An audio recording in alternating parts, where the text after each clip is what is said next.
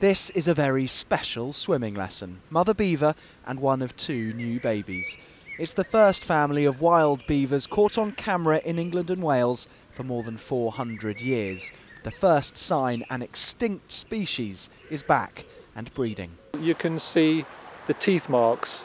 Tom was the man behind the camera. He knew the signs that beavers were on the riverbank. I quickly stumbled away from my camera. My hands were shaking like mad. I was totally amazed and totally unprepared, and quickly got it out and tried to get something on film. But when the actual mother beaver took the baby beaver, only a few yards, I found that the father beaver was waiting there to greet them in the bushes. I couldn't believe it. Beavers were once all over the UK, but they were hunted into extinction about 400 years ago.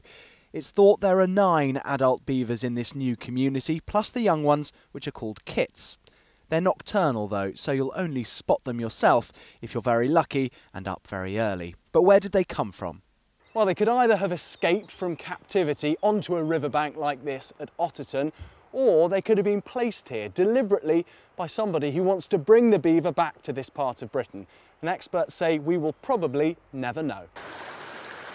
Not everyone's pleased to see them though. Angling groups say anything which builds dams isn't welcome on the river, as it could disrupt fish breeding.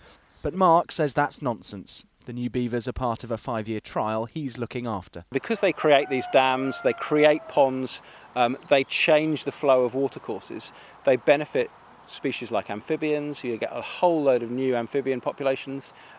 Fish do really well, dragonflies, all sorts of wetland birds. The beaver population will be carefully watched, and in a few years' time the government will decide if they can stay.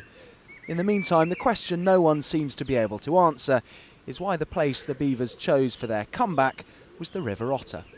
Dominic Reynolds, 5 News on the River Otter.